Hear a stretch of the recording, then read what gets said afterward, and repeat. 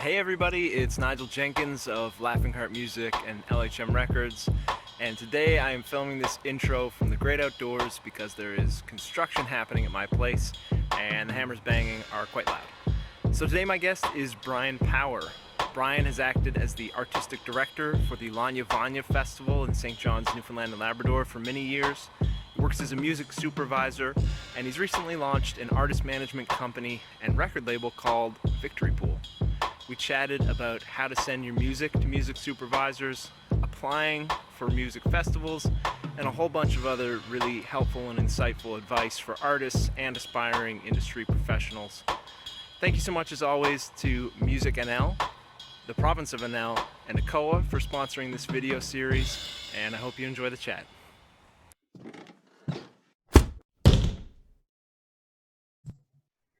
Okay, great. So we're live. Hello, Bryan. Bryan Power. Hi, how are you, Nigel Jenkins? Great. How are you? Are you in Toronto today, or are you on the island? I'm in sunny Toronto. It's the first day that it's not like 35 degrees. Okay. And it's like 25 degrees, and it feels like 35. So it's actually really nice. Bearable, yeah. We don't have air conditioning in here, so it's been unbearable. Yeah, see, we're in a new place that has AC, and even with the AC on like 18 right now, I don't know if you notice. I mean, you don't see my forehead a lot, but it's like extra glistening today. There is a glisten going. I didn't notice until you brought it up. I put on my fancy oil this morning too, because I shaved my head, and it's like it's nice to keep my skin sort of undamaged and stuff. But on a video day, it's a bad call. You need like a video bandana. Yeah, or kind of put on a little do-rag or something. Oh, there it is. That's right. I've got it ready to wipe. I've been a sweaty guy my whole life, so okay. This is nothing new for me. I'm the opposite. I don't sweat. Oh, you lucky duck. I just like these days because it's so hot. Yeah, there's a few drips down my back, but generally I don't have to wipe ever. I mean, I think it's a problem. My body should want to get rid of the badness that's inside of it. But were you a sports person growing up at all? Totally, yeah. I played a lot of hockey. Cool. Up until university. Yeah. And what about when engaging in rigorous sport? When engaging in rigorous hockey, yeah. Well, you get off and you'd be wet. During like the short period I played basketball outside, right? I sweat. Yeah. But just in general living, right? You're good. And people are wondering why everyone else is sweating, and I'm like, I'm fine. Like I'm overheated. Yeah. I'm actually boiling over, but it's not coming out through my pores. And then my head is kind of bloat. Right. Yeah. Kind of like I look after I've had like one drink. My head just gets bigger somehow. Do you get a big head? Yeah, I don't know. The next day it's like my head's huge to begin with. I think it measures like 2 or 3 feet around, probably 2 feet. 3 feet would be too big. That's a pretty big. But I feel like after, not that I drink a lot anymore, but even if I've had a couple of drinks the next day, it's like I can't fit into my bike helmet. Is that true? Yeah, honest to God. I didn't know that was a thing. Yeah, I have a hat that sometimes fits. And I never thought about it, why it only sometimes fits. Yeah, your I just head's thought like sometimes expanding. I have a haircut and sometimes it just... Well, that's all that heat, the heat rises and is released through most people's heads, but it sounds like you're just kind of trapping all of yours. I didn't realize that. Okay, good to know. So I don't have to buy a bigger hat the next time I go out and get one. I just have to drink less. Yeah, I have this ridiculous picture I took of myself after I wrote the LSAT, the law school exams the first time. Sorry, this is going to be 5 minutes of introduction just on sweating, but the armpit stains were like, it's up through my pectoral down to my nipple and like almost to my belly button kind of thing. It's just like full body. Anyway. Yeah, no, I know you people. And I've seen you people and I'm like, I think that's healthy. And when I see that, I'm like, oh, that's a healthy person that does well. I drink lots of water. Yeah, I drink some water. Speaking of law school thing, that's something we have in common, isn't it? You did the Osgood Certificate in Entertainment Law. I did that through York University. I was really excited to do it. I did back in February. Yep. It's just a week, but it's intense. Mm-hmm. And you come out with a lot of knowledge and a load of contacts, which has been fantastic. And being in the field, just being in the field that I've been working in a lot of like music clearances. Yeah. Visual clearances. I kind of needed it, just to kind of understand intellectual property law. But I'm also, I know I'm just kind of zooming through, but I'll pull back. Sure. No, go but for what it. I noticed that during my work with music management and like this label, it's really pertinent for all those things, getting contracts, and I'm understanding top to bottom what's going on. Like, we don't need a consult as much as we might, because I do know what's going on and I'm not wrong. Right. I think that's a nice feeling to have in a negotiation or a contracting process, to know what's up. Yeah, my fear is that people know, actually trained in this, like yourself, know actually what's up. Right. But I have an interpretation based on the experience that I've had, and I think it's enough. Like, I don't have those skills of negotiation that some people might have. I did buy a book called Getting It to Yes on the recommendation of a certain Newfoundland lawyer, music manager, and label owner named Nigel Jenkins. It's a great book. That was second year law school. There was a negotiation course, and that was the book. Yeah. And it's one of those like New York Times bestsellers, sort of paperbacky kind of looking things where you're like, I don't know, they're going to want me to buy a course when I finish reading this or something. It's a great read. When I pulled it out of the box, my partner said, "Oh shit, now I have to read that too." Yeah, that's right. You can't have the upper hand. I can't have the upper hand in these things at home either. Yeah, interesting. I wonder, like, what spurred you to want to do the sort of ongoing educational stuff? Was it just more as a refresher, or you were feeling like there were certain parts of the music supervisor or the management work where you needed to brush up or know a little more about? Yeah, I find it's a good question. I think in my quest to find out what I really want to be up to, not like what I want to do when I grow up, because I think I'm there. But in what specifically do I want to kind of sit on? Every time I get to another thing that I've achieved or I get good at, I see, oh, there's another thing that's really close. It's kind of parallel that I think I want to do more. Right. And much to my detriment, I'm sure, but also it's been a great whirlwind of, oh, I work in film. Oh, but I like music. Oh, there's a thing called music supervision. I want to do that. And then when I came to Toronto, the Guild of Music Supervisors is just forming, and it's something that I wanted to do in St. John's that I just couldn't do because there's one guy doing it. He did not want me to be competition. I understand that. Right. I don't, but I do. You know what I mean? And he said that to me, and with words to my face, and I was like, okay, I totally get it. It's interesting because gatekeeping is not always so overt. That seems like a very overt instance of gatekeeping in the industry that you ran into. I wrote him. I'm not going to say anything. Well, I think it's too late now. I think just Google the only guy in town. I wrote him 8 years in a row when I first discovered that it was a thing that I probably couldn't do. One email a year, and I got 0 replies. Yeah. One day I told a friend this, and he happened to be in the building, and she texted him. She's like, "Get up here and talk to this guy." And he came up and he said, "Well, this is what's going on. I get your email. There's just no room for this. Like, there's so many projects and this." He said, "However, I might be moving on to this other field. And if that's the case, then I can certainly train you in on this thing." And I was like,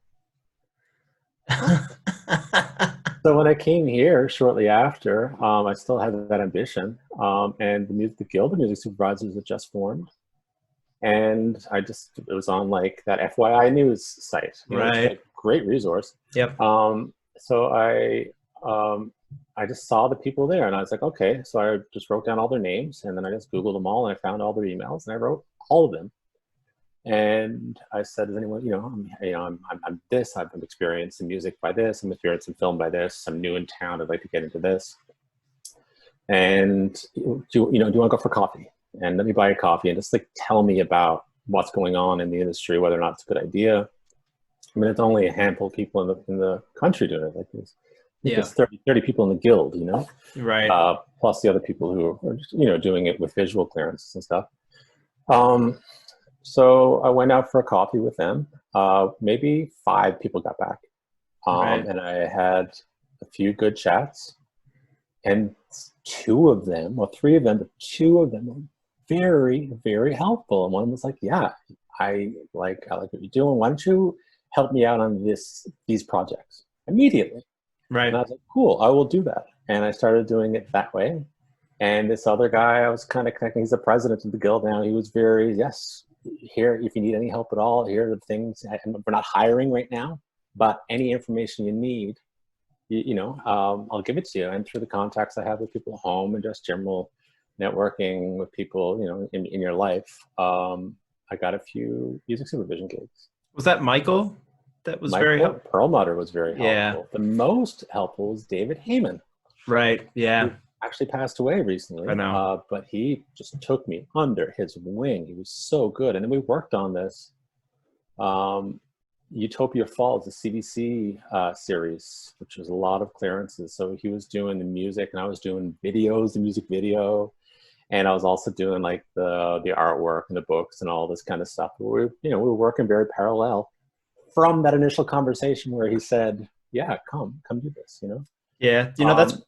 I was just going to say that's been my experience of those 2 as well. I didn't know David super well personally, but he always responded to emails and was very encouraging and friendly. And Michael's been the same way all the way through. He's been at a lot of ECMA conferences leading music supervision sessions, and just super helpful, generous with, time and insight and all that stuff.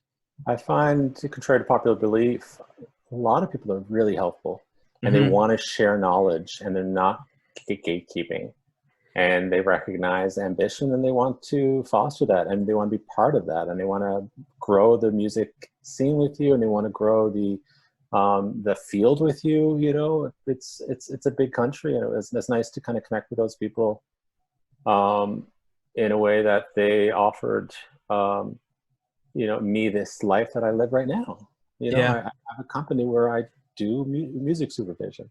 Yeah. And I also do like visual clearances. I do, it's like just IP copyright, and anything that appears on screen, I got to clear, all that kind of stuff.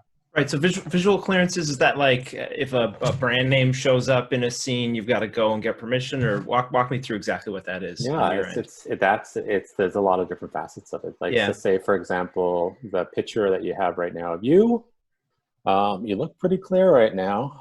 That Brother printer. Oh, yeah. We'd have to get permission. I'd have to talk to Brother about using it. I'd tell him about the project. Yeah. Send them a synopsis and get a clearance that we're allowed to use that. The books in the background, if there's any titles showing, if there's any author names. Yeah. Those pictures behind you. That one picture of those 2 people. Who's that in the picture? That's my my little brother and I at like 2 and 3 years old, I think, or maybe 1 and 2. So we'd have to get the likeness permission from you and your brother. Yeah. Who took the picture? Great question. It looks like a Walmart snap to me, or maybe a Sears. Yeah. We'd have to clear with the photographer. You don't own that picture, as you know, just by owning it. I thought I owned it. There's that case, which is always fun to talk about, of that monkey in Central Park Zoo. You know this one? Yeah, maybe. Walk me through it. Okay. It's, I guess there's people at the zoo this day, and the monkey took a camera from the woman's hand and took a picture. Right. And she got the camera back, but then she used this for things, and it became a picture. Yeah. But it was turned out that she didn't have the rights to use this picture. I don't know this story. The monkey owns the rights to the picture. Now, there's more to it than that, obviously. Sure. That's a funny way to say everything is owned by someone, and you have to clear that with them. Well, that's right. And I don't know does a lot of that tie back to like moral rights? That particular legal concept? That's a good question for you. Why don't you tell me if that ties back to moral rights? Well, I mean, I think when you mentioned the monkey, I think of another Canadian case that sent a legal precedent around moral rights with the, I think it's the swans in the Eaton Center, or not the swans, the geese. There's geese in the Eaton Center in Toronto, right? Those, the flying sort of statues. Oh yeah, that's right. Anyway, I think there was one Christmas where they put it was like scarves or Christmas wreaths or something around the geese to make them look a little more festive. And the creator of the work, who had been commissioned to create it for the Eaton Center and paid by the Eaton Center, as I recall, I sued them to get that taken off because it infringed on his moral rights. That's so right. he, you have the right as an artist, even after you've put a thing out into the world, if you've been paid to make it, to control how it's presented, used, etc. So then when you're commissioning this artist to make these geese, do you then ask him to waive his moral rights in case you want to do that in the future? You can ask artists to waive their moral rights. As an artist, you should never waive your moral rights. Right. And you want to explain to the people what moral rights are? Yeah, it's been it's exactly what we just explained. It's exactly So you're right. You're right as an artist to control. I'm going to boggle this and. No, you don't have to boggle, but we can tie it into like music, for example. Yeah. So you're right as a creator to have a thing that you have made be kept sort of intact the way that you intended and created it and the way you wanted it to be presented. So in the case of the geese, the creator felt like that was maybe a little silly or whatever. The geese needed to stay scarfless. That's right. Yeah. I don't know how you would tie moral rights back to music. I guess maybe like in a sync opportunity, if you gave someone stems and they rearranged stuff in a way that like totally distorted the original track and you just put out this really goofy version of a song in an ad or TV or film, I think that would sort of... That's always written into these contracts as well, whether or not you're allowed to do that. Yeah, and I think if not, if that happened, you could invoke, moral rights to hopefully have that be retracted, redacted, edited, whatever. Yeah, point being, it's a really fun area to work in. Yes. Because there's so many of these things that exist, and, people say, no, well, it's easy to do, but, for example, that there, we'd have to get it cleared. And that's the fun of it. Just try to go through and pick it all out. And then you got to track down everybody.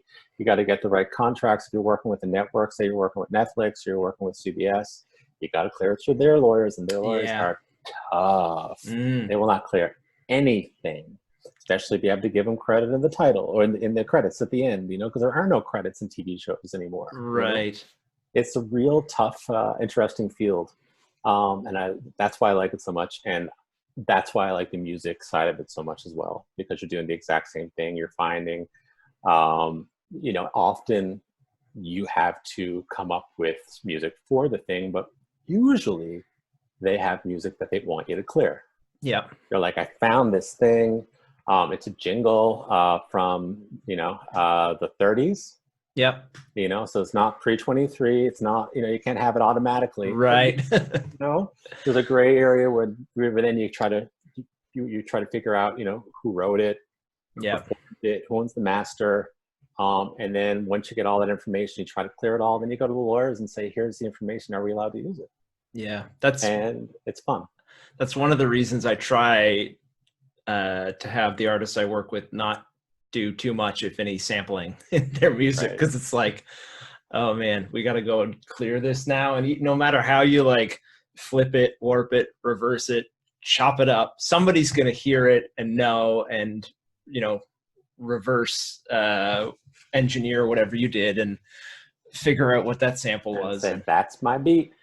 Yeah, and that's fair. You shouldn't use other people's stuff without permission. I mean, it was sort of the early era of sampling when it was less legislated and understood, and you had, Fear of a Black Planet by Public Enemy, where there's like, I think there's hundreds, maybe thousands of samples on that project, and it's like the collage effect, pastiching of all of these different cultural memes and influences and sounds can result in the creation of really incredible works of art.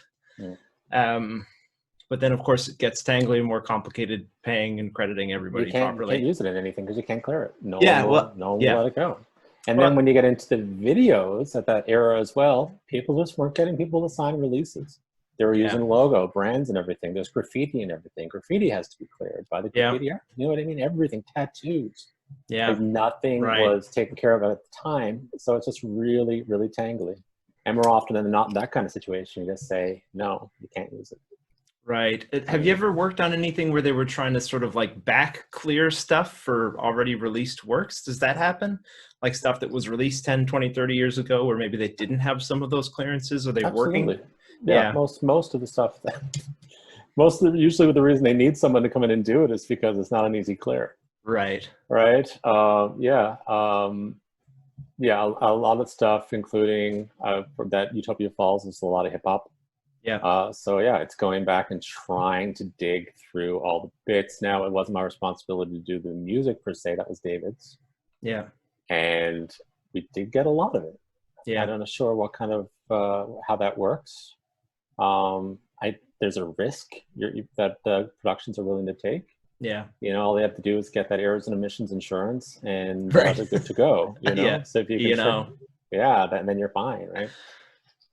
So I was surprised at the amount of really great music that was cleared for that. But yeah, the fun is the research, and I guess if research isn't fun, then you don't want to be doing this.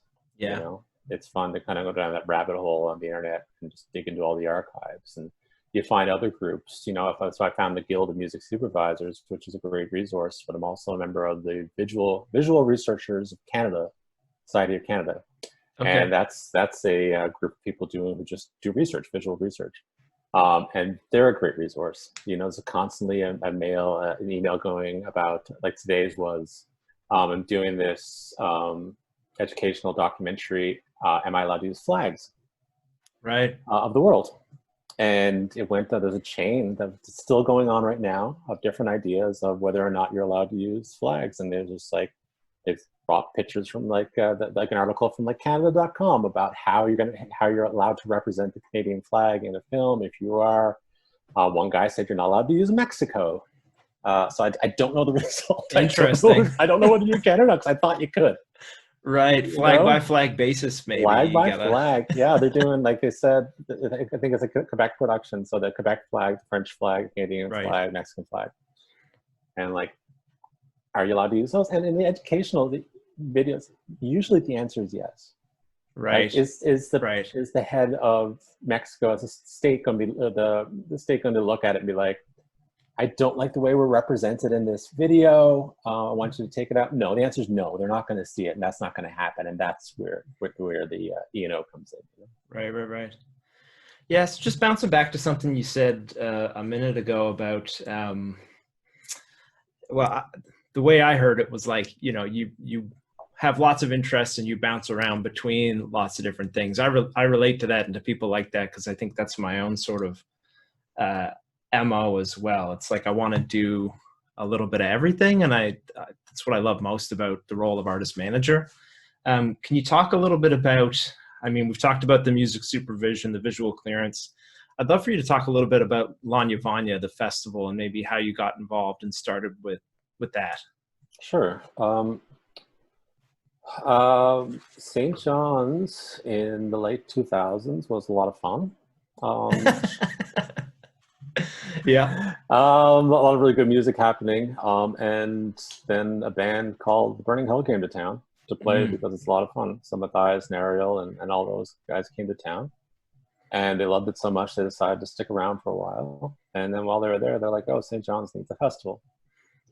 And so they put together this small festival of mostly like friends, you know? Like Dave Bedini was there. Dan Mangan was there. Cool. The Great Lake Swimmers guy. John K. Sampson? No, sorry. That's Weaker Thans. Yeah. Great Lake Swimmers. He was here John K. Sampson was there that year, though not for the festival. Oh. And he used my guitar at a show. Cool. And I felt great about it because I anyway, so yeah, so they it was really great. So they did a night, you know, similar to what they do now, a night at the Ship, a night at the Rock House, I believe. There was like a private concert in Cabot Tower. Big Newman Wine Vaults had a little thing as well. It was really fun, and I was playing in a few bands at that time, so I got to play twice. We opened for Dan Mangan, which is a lot of fun. Yeah. And then we also played with who's the guy who has the big like umbrella balloon thing. The East Oh, Coast Rich guy. O'Coin? Rich O'Coin. Yeah. I think it was him. I was like, Raffi?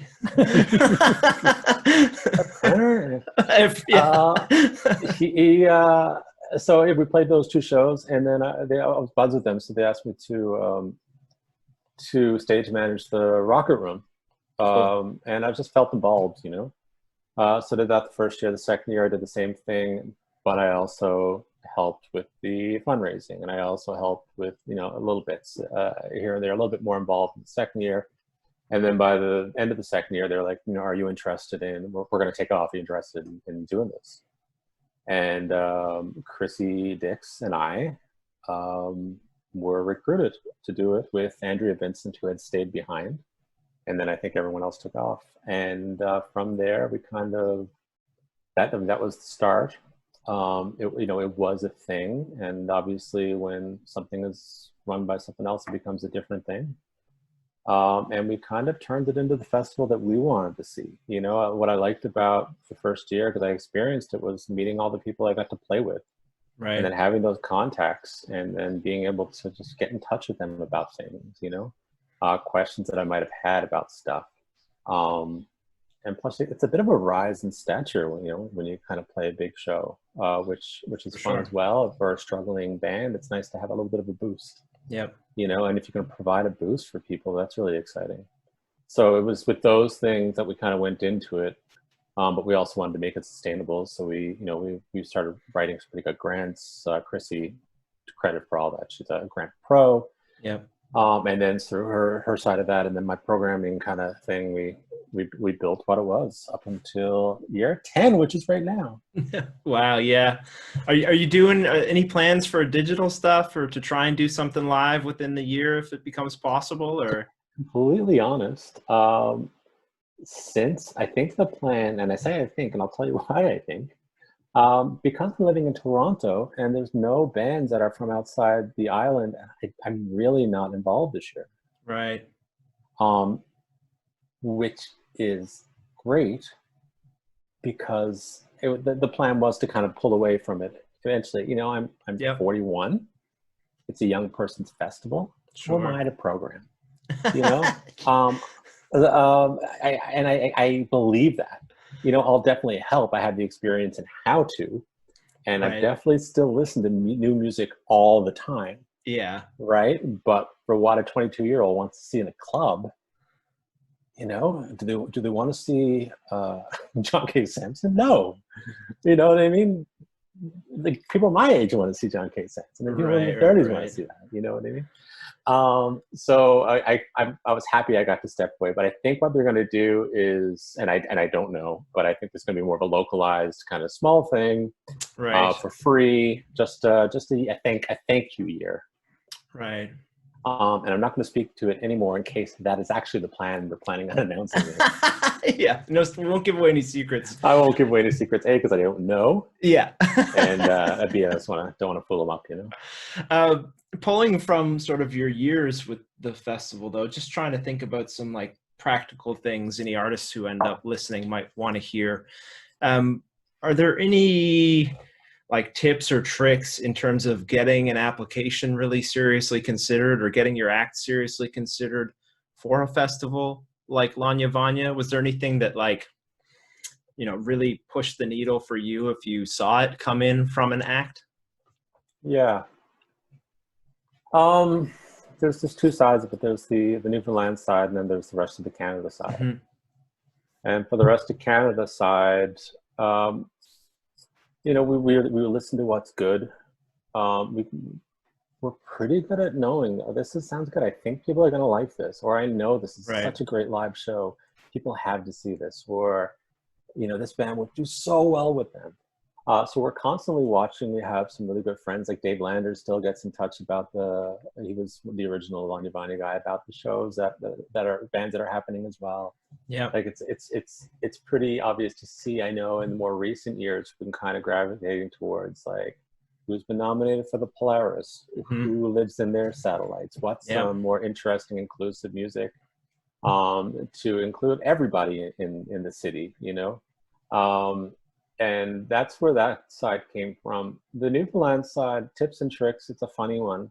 Yeah. I always found, because I've been involved in the the works for so long, I find there's, I don't know if I'm just going to say these things, and maybe they won't sit well, but maybe they will. I find there's 3 different paths you can take in Newfoundland. There's lots of different paths, but 3 main ones is like, and I've done it, where you get a band, you play covers, and you play at the bars on George Street or Peripheral, and you have a really great night, and it's a lot of fun, you know, and you can really make your living from that. I used to do a Sunday night at the Fat Cat Just Country. Cool. And holy, what good way to make money, and a whole lot of fun to do, right? I love it. Yep. That's not what Lawnya Vawnya books. Yeah. The second group of people is this. I find the music industry on the East Coast the tough one. I think they kind of develop, just as certain stations do, radio stations and XM stations. They want a certain kind of music to fit this thing that they're saying, this is how you're going to be big. Right. And I don't think anyone knows what big means. And and I'm going to get back to that. Can you remember that quickly? I don't remember that point. I want to get back there. Yeah. But I find in order to get the grants that they want to get, and in order to get nominated for awards, really don't mean anything, and really cause a lot of strife for a lot of people, especially the provincial ones. Doesn't really do anything for you in terms of a meaningful impact on your career. It doesn't help you get factor grants, right? If that's your next plan, Yeah. It doesn't, but yes, you can also win awards and become and it could be a meaningful kind of music. But I think when you're looking for awards and you're looking for those grants, you make a kind of music that's not necessarily what's in your heart. Interesting. I think you're trying to make a thing that kind of fits into a thing that is kind of beige. Right. And a lot of the stuff is beige, and it's not beige bad, because I listen to a lot of beige. I really do. I love just, if you put on my Spotify, like Discover Weekly, it's a lot of like singer-songwriters singing straight up, music. Not that that's beige, but it kind of is. But I find for Lawnya Vawnya, what we were trying to book is people who played what was in their heart, who used that creativity, that wasn't stifled by trying to be a cover band, that wasn't stifled with trying to get a grant and trying to sound like what's on the radio because they want to do that. It's just people who really earnestly play, good art. And I hate that word, but it's just, that's the kind of stuff that really speaks to me when I'm listening. That's most of what I listen to, or definitely what I listened to, 10 years ago. Yeah. And that's, so if in your application we feel that you're genuine, not that people are not genuine by playing in bar bands, not that they're not being genuine by looking for music and other awards, that's absolutely fine. But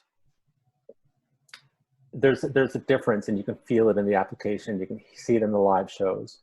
Right. And that's the kind of stuff that people that wouldn't necessarily get a chance at a grant and wouldn't necessarily chance at any of these things. The electronic artists, right? The noise artists, the punk artists, the weirdo folk artists, the regular folk artists, the garage rock people, the harp players, who are just doing things that are just fun to watch. And if you go to it's a stupid comparison, if you go to like Coachella or Bonnaroo, it's not like 2000s radio rock being played, right? It's electronic artists, and it's hip-hop artists, and it's noise, it's weirdos, it's it's the war on drugs. So they're doing garage, but they're doing like their own thing on it. It's that. And not that we're trying to be Bonnaroo, but that's the interesting music. And if you can develop that kind of scene, then people are going to go to those shows and be like, oh, that's an option? Yeah. Okay, cool. I'm going to go home and try that. I can just make feedback for a half hour, and that's the thing. Yeah, you can. But then the next person is going to see you and just do it a little bit better, and that's the fun. You're really growing the scene. I think St. John's is a really strong punk scene, and a really strong garage scene, and a really strong electronic scene, and it's exciting. Yeah. You know, and it's not to say it's because of Lawnya Vawnya, but I will say we did have a hand in fostering that kind of music, and that's to answer your question, that's how you get to play the festival. Right. Well, I think a festival like Lawnya Vawnya plays such an important role in the scene where you're presenting examples of that kind of work. Like, here's an artist doing a thing that you might be interested in doing that isn't, you know, on the spectrum of sort of indie folk rock pop that you might typically see coming out of Atlanta, Canada. Like, here's something that you could do, and it inspires people who are living and making music in a city like St. John's to maybe take some of those risks artistically and creatively and go out on a ledge. I mean, I think that's, I mean, I don't know, because I'm not working as an artist myself anymore, but you want to be accepted, and it's hard to go out and do something really experimental or different because there's less of a chance of being accepted. But also, if you do it right, you might find more acceptance and reward and fulfillment in it, right? It's so hard to do in such a small population as well. You know, you can be that weirdo and go out and play, but then you're just going to be that weirdo, you know? Right. But if you have a scene kind of bolstering you up, bolstering like a little tiny bit, you go to being, you know, and if you're opening for, I don't know, Soons or something, while you're doing it, then all of a sudden there's a validation, there's a legitimacy to it that people give you, and that's not what you need to strive for, but it's important for your heart and for your soul when you're playing to kind of feel like, oh yeah, I feel good about this. You know, this is a thing. And if you go to places with bigger populations, then there's a lot more people doing that. You can find those scenes very quickly, and you can find those, you know, you can find a bunch of different kinds of electronic scenes. You can find a bunch of different kinds of punk scenes, you know. But when you're working with a limited population, you can't, and it's easy to become the outlier. When we're encouraged to go try to be this band that can get a grant, or try to be this band that plays for drunk people on George Street. You want, you know, especially if you're an outlier and you want to be that.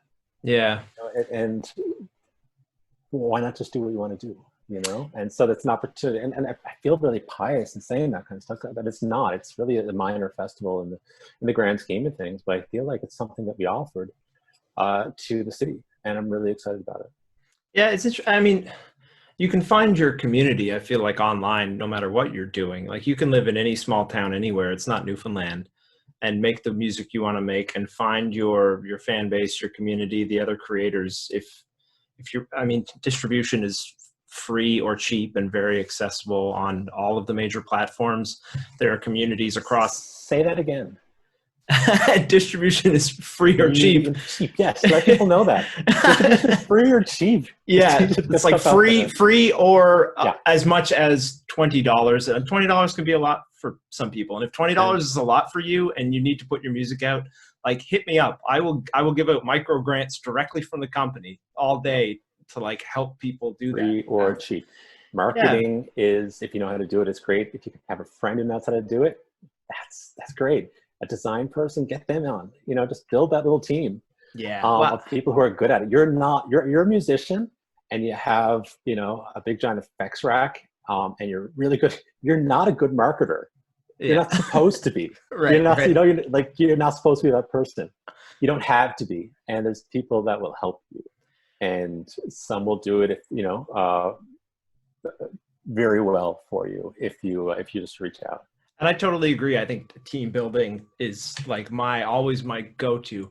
But I also think you don't have to be, but you can be. Like, if you don't have access to anyone else and you have no money, like, you can go to canva.com and make every size graphic for every social media platform you're ever going to need, again, for free or extremely cheap. It's like, I agree 100%. But like, I'm kind of struggling with this little tiny bit, because if you have a person who goes to your shows who's a big fan, who's good at design, or a friend, get them to do it. Totally. Like, it's it just a little bit of knowledge will escalate that so much.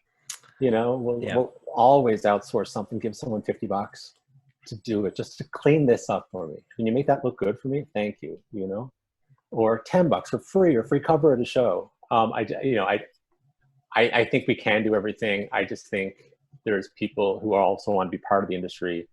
A terrible word, but very, you know, it exists, and we live in it.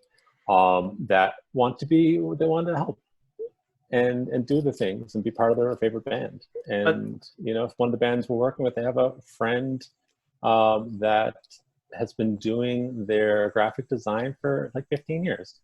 Yeah. And it's just a person that used to go to a show. Well, that's the other benefit of outsourcing or crowdsourcing, that sort of stuff, is then like those people are now your hardcore fan base.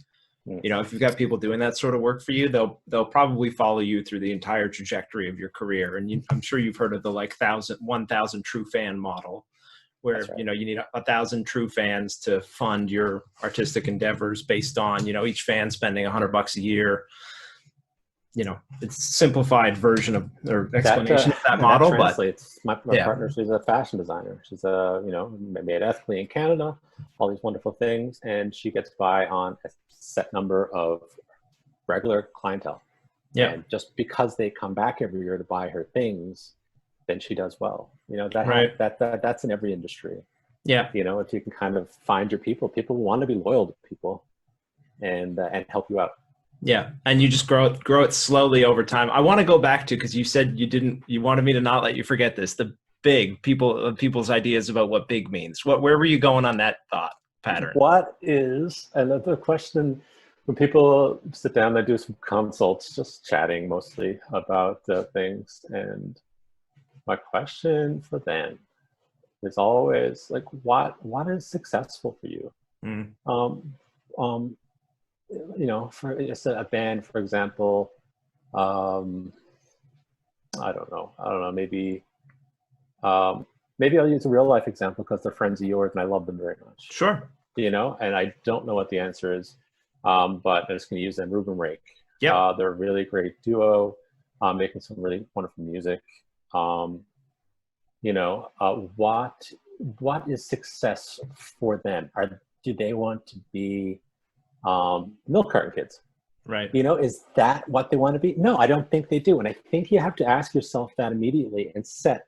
I would be happy touring Canada twice a year. Yeah. Playing to rooms of 150 people to 300 people.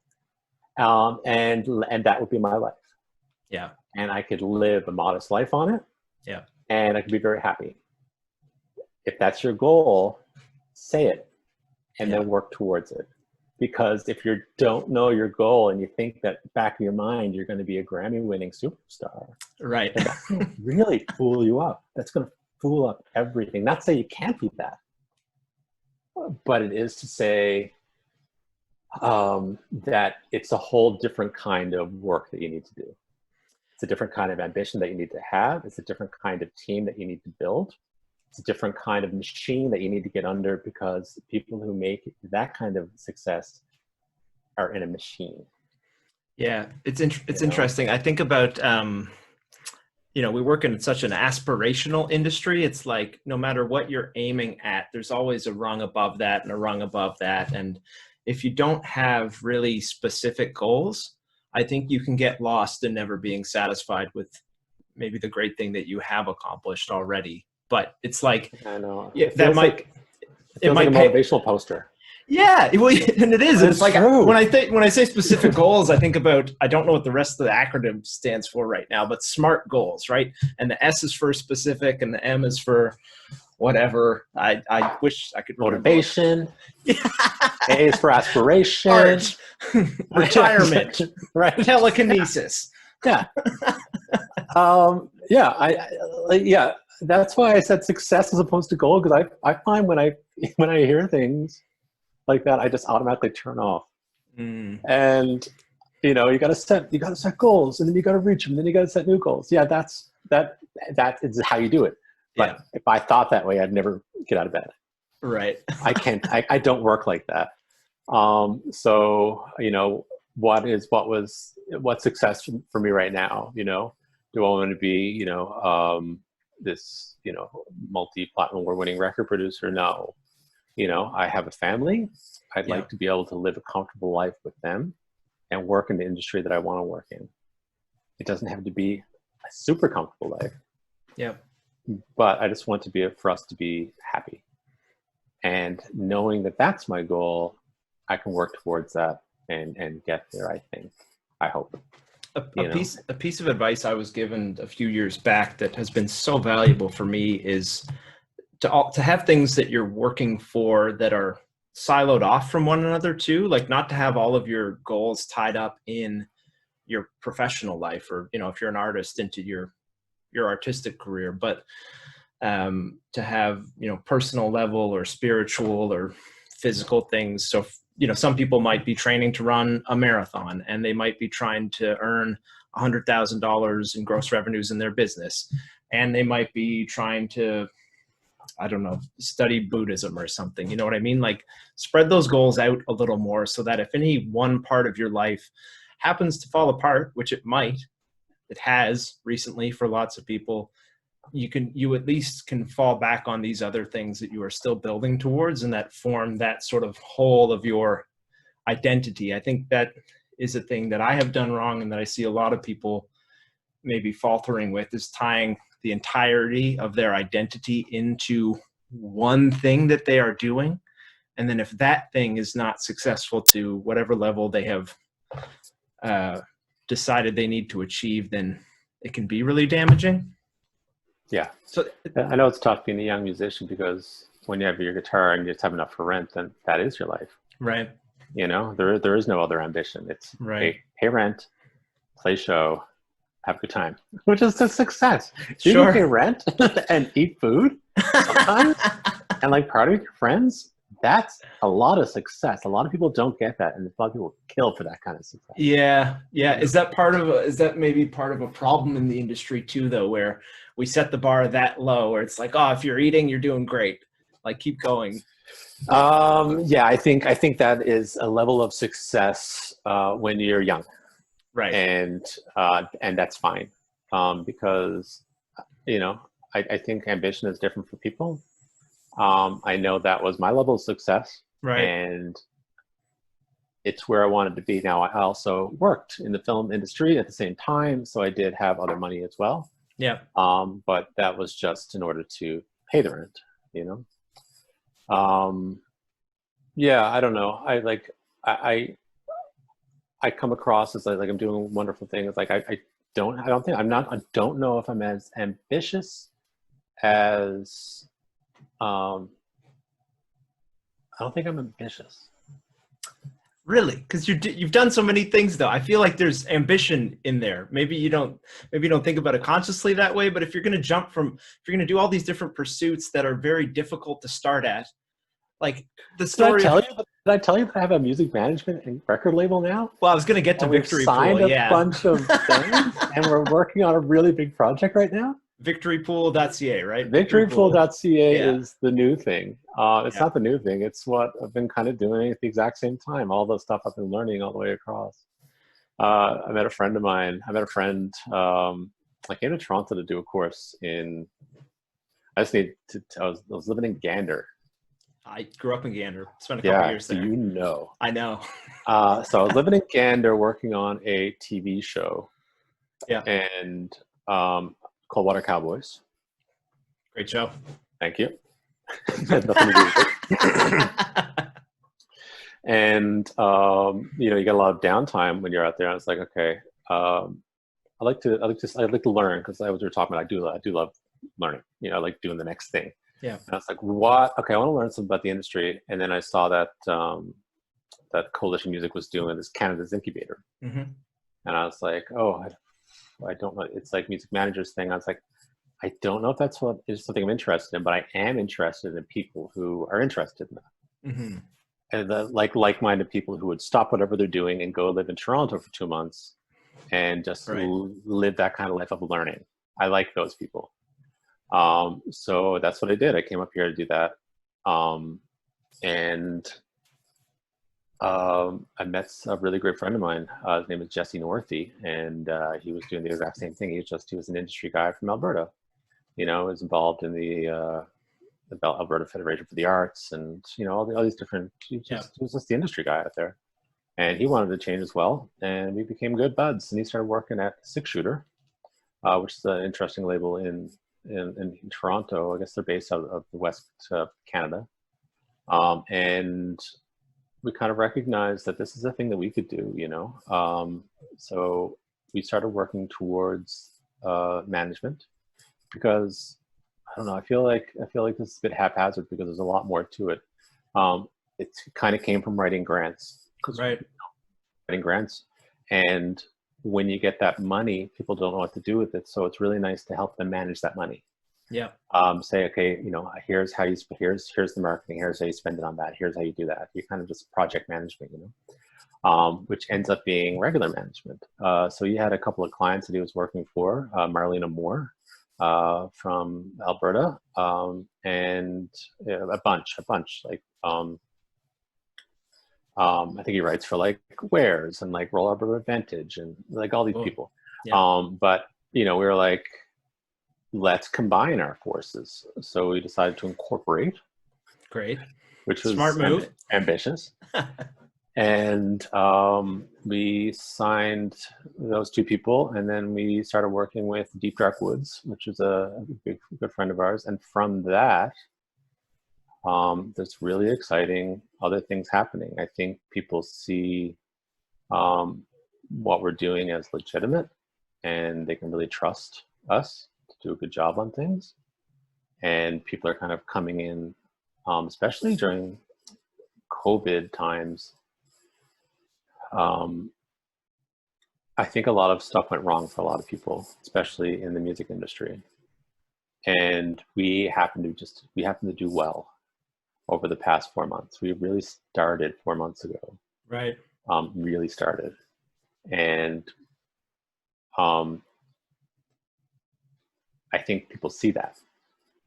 And, so we developed a lot of trust within the community here, and things are starting to build, and yeah, like my success still isn't to be, $1 million producer.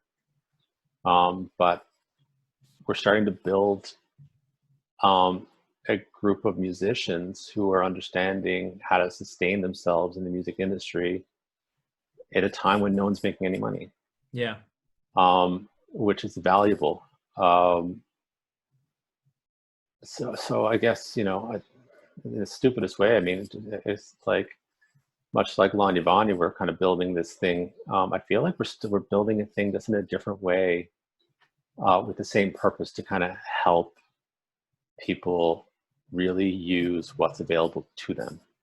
Right. There are resources there. Here's how you get those resources, and here's how you use them to your ability. Right. Which was fun to kind of to learn that we were able to do, because now we have staff. Right. Which changes everything. You have staff. Yeah. Oh yeah. And you get people working towards a common goal with you, and they get to take things off your hands so you can work on other things, Yeah. Building is exciting. So yeah, I think if we can go back to that, I'm not ambitious. I don't feel like, when I think of ambition, I have a picture of a motivational poster of a guy walking around shaking hands, and I'm not that. But I do want to better myself and the people around me. Yeah. I want everyone, I just want to be in a good circle of people who are doing well. Not necessarily get into a circle of people who are doing well. Right. But develop that thing of people, just like Lawnya Vawnya, develop that thing of now people who are now doing well. Yeah. Yeah, and again, I don't want to, come across anything that I'm not. But I'm really enjoying it, and I'm happy that I'm able to work in the music industry, in the label, management, music supervision, and maybe one day I'll pick up the guitar again. Nice. I think that would be the end result. I think Yeah, I think if I can get everything in place, then I can do it myself. I think relying on people really fooled me up in my mind. Trusting people I really shouldn't have trusted. Right. Listening to people who I really shouldn't have listened to. Not that I was ever going to be much of, more than, touring Canada twice a year to a room of 100 people, which would have been fine by me. Yeah. But I really, yeah. So I maybe I think I'm talking a thing out and discovering a thing about myself right now. Yeah, that's great. I think that's what's happening right now. I'm envisioning like 5-10 years from now, Victory Pool, very established label, and then you're putting out the new Bryan Power solo record on your own label. You own 100% of everything. You go on tour. You're playing for 200 people. 200 per people. City. Yeah. Which, hey, listen, that would be. I mean, I think you could have a career on that, couldn't you? 200 people. You can definitely have a career. You can have a career on 100 person for twice a year, as long as you're doing updates. You know what I mean? Yep. It depends on how well you want to live. If you're happy making X amount a year, if you want to live, a really nice house with your family, in wherever you are outside Pasadena. Yeah. Then there's a different level you have to reach to really be comfortable and happy. Yeah. Which is what people should understand. I'm in Toronto, not picking up for the rest of my life, obviously. Yeah. I followed my partner here. Right. And I also saw this as an opportunity to kind of grow myself and my business and stuff. But success isn't living in Toronto and running a label. Success is getting back to Newfoundland and being able to transfer the stuff that I've learned here to there and just live a happy life there. Yeah, I mean, that's what I hoped to do and hope that I am able to continue to do. I was able to build up my company in Halifax with a lot of the supports and access that I had there, and move it all back to Steadybrook, and things are still running smoothly and growing. And for me, it was really important to be back on the island, to be close to my family and my wife's family. And I mentioned before we started recording, we're expecting our first child. So the grandparents around, it's going to be a big thing. We have our first child as well. And both grandparents are in Newfoundland. Her family's from Pasadena. Oh, right on. Yeah, just outside near you. So, they haven't seen her. They've seen her, barely since she's been born, Yeah. She's only 6 months old. I guess this all started about 6 months ago. Yeah. That's a lot. At the same time, new label, management company, and a baby. It's been nice. It's good. Like, I really value all the other projects stopping. So I didn't have to worry about anything else. I could just focus on raising that child. Right. And then when I wasn't doing that, I dedicate X number of hours a day to meeting with Jesse. Yeah. And talking about this and building the next step. Or we're setting a meeting with this, and everyone's off. So everyone can take meetings. Yeah. And everyone wants to do well. So they're like, oh, Bryan and Jesse are doing something. Let's give them a call. Well, I think the Canadian Guild of Music Supervisors deserves a shout out in that regard, because at the very beginning of this, they did such a great job of setting up one-on-one meetings for folks to meet with music supervisors. And I believe I saw your name there. You participated in some of those meetings. Oh yeah, that was for the music songwriters, the music PEI songwriters thing. Is that what we're talking? No, there was like a broader thing. You're right. Yeah. At the very beginning of this, they organized, that's right, a weekly, just anybody wanted to chat with music supervisors. Anybody. Yeah, a bunch of my artists did those. Yeah, and they get to talk to people who, they otherwise wouldn't be able to talk to, but it's just an easier way to get to speak to them, to be able to send them music. Yeah. Especially, and your artists are great for sync. Yeah. So I'm sure they're very, very excited to learn about, the people as well. Yeah. Well, I mean, otherwise you would have to pay to go to CMW to meet these people, or to go to some sort of an event, right? Whereas, you have to go to an industry thing, or you have to be really good at emails. Yeah. I wish that's a skill I could have avoided developing, maybe, is getting really good at emails. But anyway. But people are really, they understand how many emails you get. And like my favorite one recently was, hey, I was talking to a friend of mine, just did a one-on-one with you. She said that, she could send music. I was wondering if, if you mind if I send you a couple of songs? And I was like, yeah, of course. What a peaceful little email. And, just send me a link to something. And sure enough, they did. Yeah. And they're like, hey, thanks for that. And I was like, oh, now I'm your friend. Yeah. And I listened to it immediately. It's nice. Just like the real personal touch. It doesn't have to be email blasts. It's just get people on a personal level, because everyone's an idiot like you. Not you, like me. Hey, no. Everyone's just a person, is what I'm saying. I'm not immune to idiocy. Guilty of lots of it. Everyone's just trying their best, There's no, there's people doing things. Some people are just doing better and shag them, Is there, yeah, you go ahead. Sorry. Oh, sorry. I was going to say, it sounds like there's some maybe big news on the victory pool front. Is that anything you can share yet, or in the works and TBA? Yeah, I mean, it's nothing. We're still negotiating some stuff. We're always looking for artists that we'd like to work with. And one element now is an artist that we're interested in is, what, I'm not going to say it because I don't even want them to see this and be like, oh. Yeah, that's fine. It's too early. It's too early. Yeah. But just to say, it's exciting. There's just some exciting things happening, and we're building towards, the goals that we're setting. How are you doing your A&R work, or like your artist discovery stuff? Like, how's that? Your scouting? I don't know. I wish I was better at it. Yeah, me too. That's why I'm trying to steal your secrets. Yeah, I think the life of having to be a programmer of that kind of festival developed a certain kind of air. Right. Not that you're keen to what's good, but you know where to look.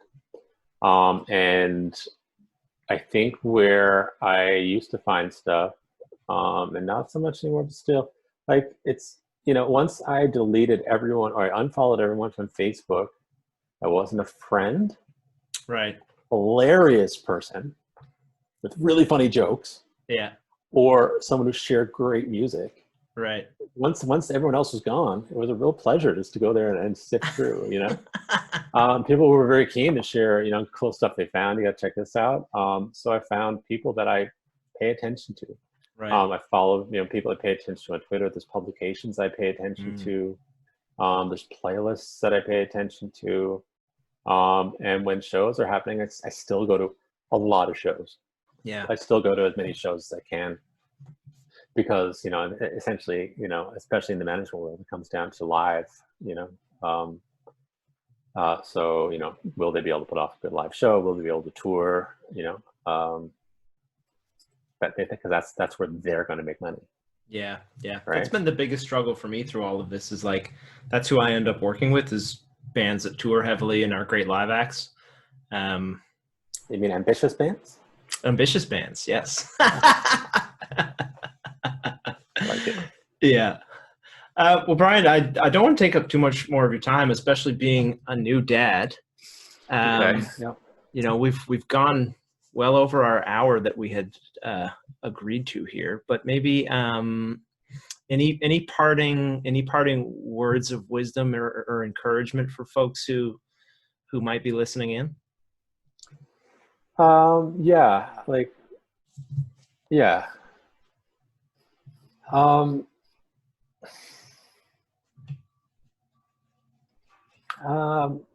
don't know if there are.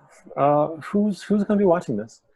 Well, so it's like it's a Music NL sponsored thing, and it's meant. Okay, cool. Yeah, it's meant mostly to introduce and sort of share the knowledge of folks who are either based in the province or from Newfoundland and Labrador.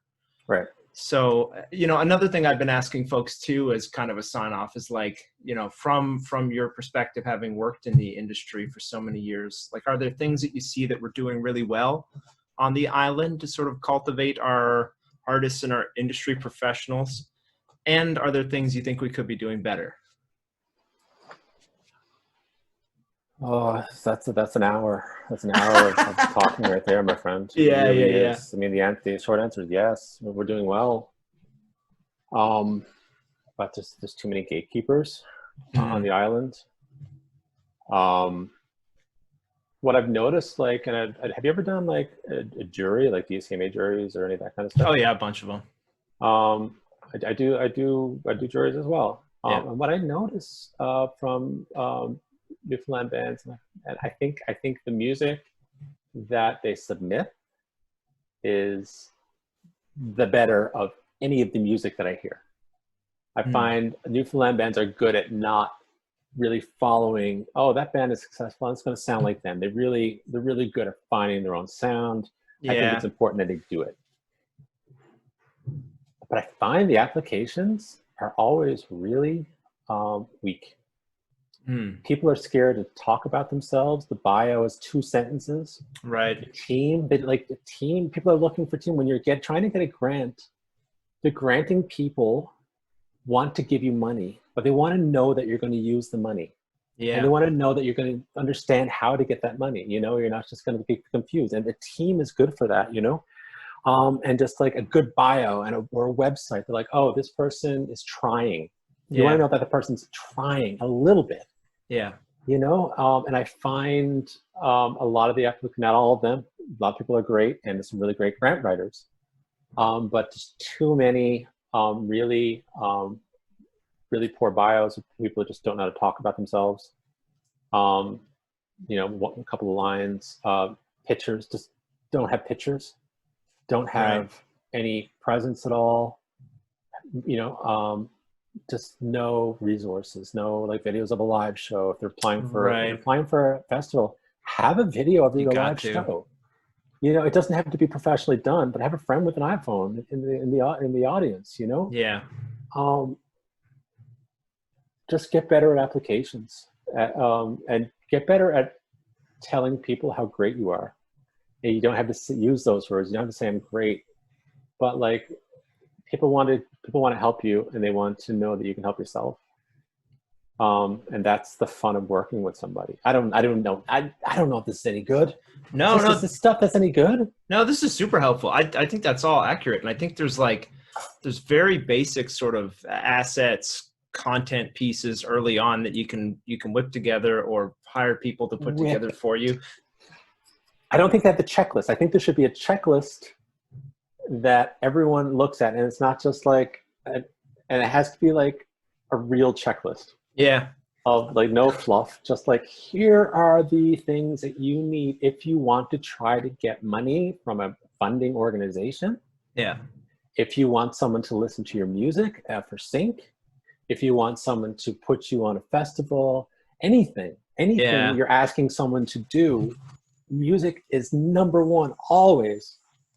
But like you also have to have other things there as well. I'm making notes here. Yeah, but when those things aren't there, it doesn't have to be super pro. It just has to be there. It just has to exist.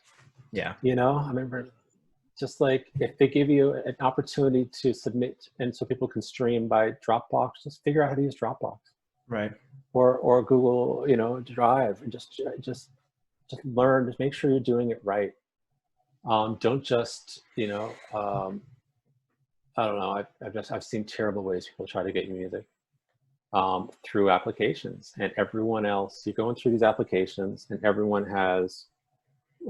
There's the picture. There's the music. You just click it, and it plays. You read the thing. You see the team, and you have it all there in front of you. It's really simple. It's user friendly. Yeah. And then one that you're like, oh, here comes my buddies. I can't wait to hear it. You know? And it's just like, it's a picture that's just cropped the wrong way. It's just too small. Right. The music's not working. And the bio is a couple of sentences. There's no team, or they don't know what a team is. So they put down names of themselves a bunch of times because they think that's effective. Right. I just think, I think a lot of people are doing a really great job and way better than I could ever do. I think a lot of people have really strong applications. I think a lot of people also don't. And I think that you should be able to ask for help. If anyone wants to get in touch and just ask me, hey, I'm applying for this. Can you look at it? JSR is coming up. The development grant for Factor is coming up in the fall. This is, hey, Bryan, doing this grant. You know, do you want to take 20 minutes to talk to me about it? Yes, I'll do it 100%. Yeah.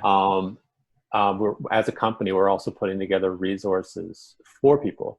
So one is like all the government granting bodies across the provincial granting across the country, just so you know what's there, just so you know what money is there for you. Yeah. But the other one we did recently, because someone wrote and they're like, you know, how do I pitch to a music supervisor? It's like, oh, let's do an information sheet. So now that's what we're doing right now. We're getting a little resource that one sheet that anyone can have. Here's how you talk to and pitch to your music. Right. You know, I think these resources should be available, and they shouldn't be industry only. It's just anyone can access them, and they have to be real. They have to be effective, and people have to be able to use them and see results. And there has to be people that they can ask where they don't feel like embarrassed that they're trying. Right. Don't be embarrassed to try. It feels good to try. And it feels good to succeed from that trying. And it also, if I fail all the time, that's fine too. You know, just try, just do it, just do the thing. Don't be scared not to do the thing. And if you're scared, just write me and I'll talk to you until you do it. I'll talk to you until you do it. Yeah, I always feel like it's better to fail miserably trying your hardest than to like make a half-ass attempt expecting to fail and then just to blame your failure on not having tried your hardest. I picture that as a motivational poster with the guy rowing in the morning. Maybe, you know, my mom and dad have a little home gym set up in their basement, and they have a few of those motivational posters up. Yeah, so maybe I'm like, I was like brainwashed in my youth. In there, you're like, hang in there. No, but the thing is with these sayings, and you know, just you know, all these every cloud is a silver lining, like they're all true. That's why they exist. Yeah, 100%. It's true, and it's just hard to believe because they're so hokey, and they're pushed down your throat. Yeah. But they're real. So we can find, there's people like you out there. And I'm sure I've spoken to a lot of, I've looked at the people you've been speaking to. All those people are knowledgeable people. They can help you. Yeah. Just reach out. Everyone's email's available. This is a small town. Don't be scared to reach out and be like, hey, I need help. I don't know. Is this any good? Yeah. Is this a good picture? What do I need? Like, what do I need for this application? I have samples. I have samples of applications of things I can show you. Just just do it. Do the thing. Yeah. You know, don't make people have to go to Toronto. I don't want to be here. I feel like Newfoundlanders at some point we all want to come home eventually. Of course. Yeah. It's been sunny for like 60 days in a row now and really warm. I hate it. You need some rain. I need to cool down. Yeah. I get the fan on all the time. Can't sweat. I'm unable to sweat. My head is growing. I don't know what to do. I sit on the porch and I just drink a cold beer and I'm like, is this cooling down? I don't think I'm hydrating. This is the opposite of hydrating, I think. Yeah. No, I can't wait to go home and buy a house that looks on the ocean or just anywhere that's on the island and just live there and blah, blah, blah, blah, blah, blah. Yeah, cool. Well, I hope you do get home sooner rather than later. We need more good folks. I do what you do. I was seeing you as my success. If I can get there, then I'll be very happy. Well, that's flattering. Well, I don't want to keep you any longer, Bryan. Thank you so much for making the time to chat today and for participating in this series. Thanks for asking me, and thanks for doing this series. It's really important that this exists, and I'm really grateful that you're the person who put this together. Well, it's super fun for me. It's like, I've said this to everybody, like the worst case scenario doing this is like I get to have great chats with people who I like and admire and want to know better. That's and also you're taking notes. Yeah, well, I did. I wrote down because I want to do the checklists, because I think checklists on a bunch of those specific topics would be super helpful, and you could do that. Super helpful. I could make some cool little infographics that would, hopefully be helpful and that would be more interesting to people than just a Word doc. And just make it your screensaver or make it your wallpaper. You know what I mean? Right. That these are the things that you have to do all the time. Put it on the background of these three sound panels. Yeah, so it's just like there. The copyright. Don't have any copyright issues in that graphic you're making. No, that's it. I got non-practicing status with the Nova Scotia Barristers Society, so I can't get into any legal trouble. Okay, good. All right, Brian. Okay. Oh, sorry. Do you want to say something else officially on video? I was saying it's perfect timing. My low battery thing just came on. Okay, great. Well, I'm going to stop the recording and we can say our unofficial goodbye. Okay, sounds good. All right. Take care. Thanks so much, Vince. I really appreciate it. Of course.